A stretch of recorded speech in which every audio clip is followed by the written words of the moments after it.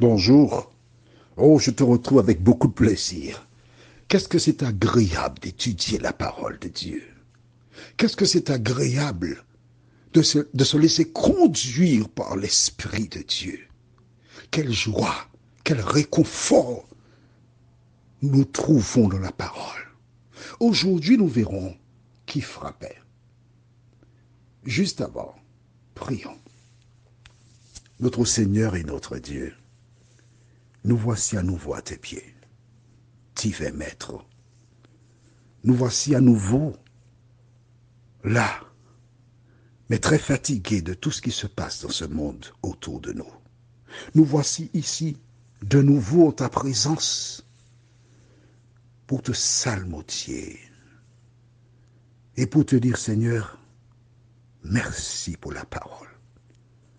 Cet esprit, tandis que nous l'ouvrirons, nous te demandons de nous éclairer afin que nous soyons en mesure, ô Dieu,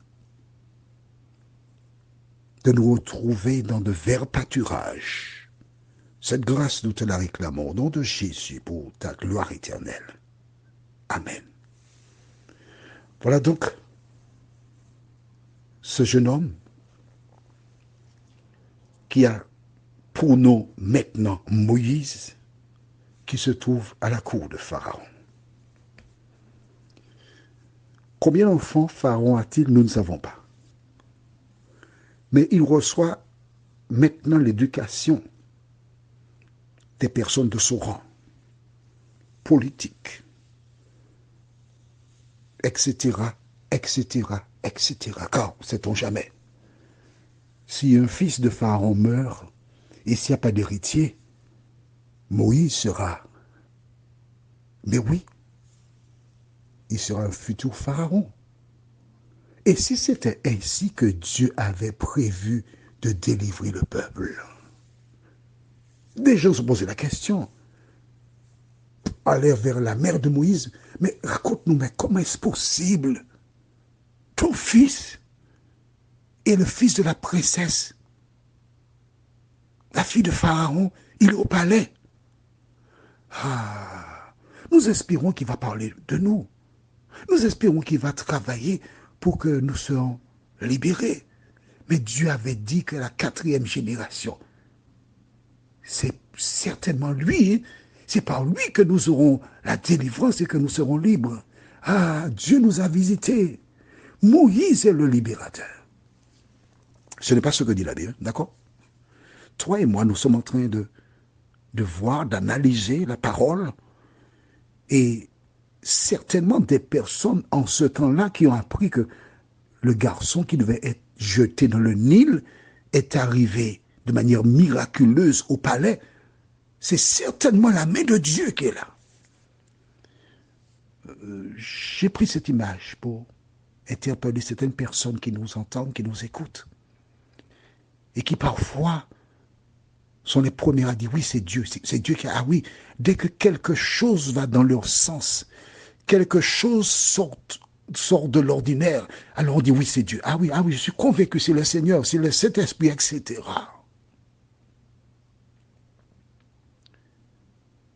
Mais ceux qui connaissent l'histoire savent que ce n'est pas le Saint-Esprit. Ceux qui ne connaissent pas, j'invite toujours, ne lis pas la suite. Attends-moi, on va lire ensemble. Et on arrivera ensemble à la conclusion. Moïse est au palais. Et il me fait penser à certaines personnes qui se trouvent dans les Caraïbes et qui partent chercher un travail. Et depuis le moment où ils ont posé leurs pieds dans l'Hexagone, ils ont commencé à s'organiser. Ils oublient leurs racines.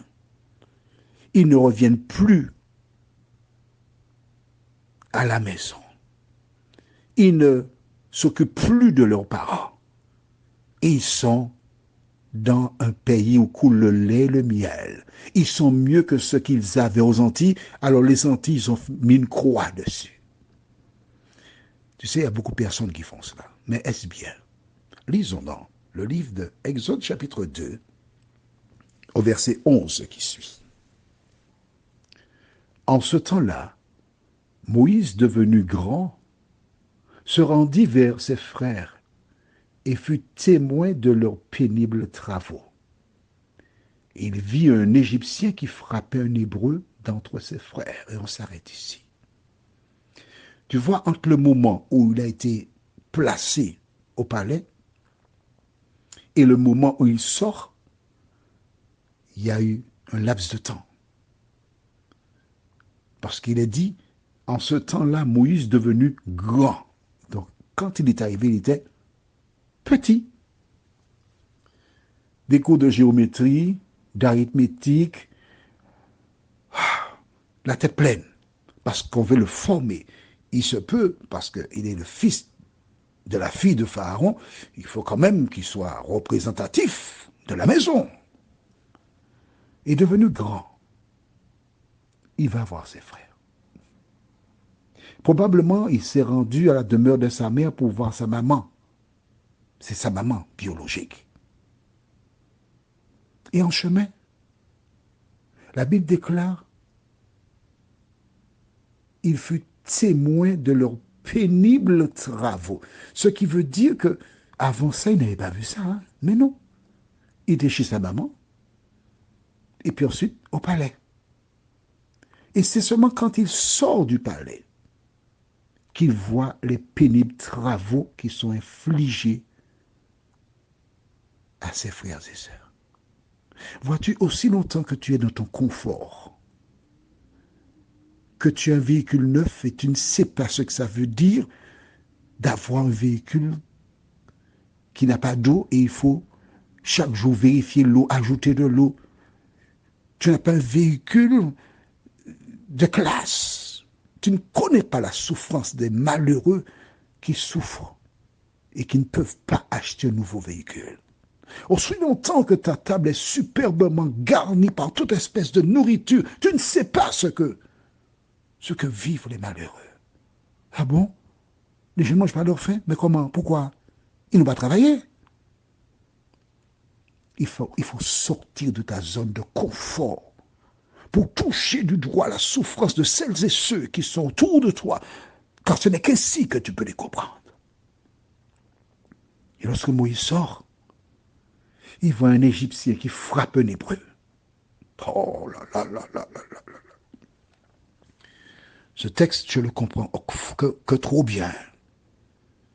Et je demande à Dieu chaque jour de m'aider à ne pas voir des injustices. Quand je lis un fait divers où un jeune homme a été tabassé par un autre qui finalement le tue, quand je lis cela, je remercie Dieu que je n'étais pas présent. Et je demande à Dieu de m'aider à ne pas être présent devant de telles scènes. Parce que vois-tu, quand je lis cela, je pense à Moïse. Quand je lis cela, je lis des versets de la Bible qui me disent « Aime ton prochain comme toi-même » et je peux comprendre que le sang commence à monter dans les veines, dans les vaisseaux de Moïse. Des images commencent à se bousculer dans son cerveau de voir un Égyptien battre un petit Hébreu sans défense. Quand tu vois de telles scènes, que fais-tu? La première chose à faire, c'est cela. Prions, notre Seigneur et notre Dieu.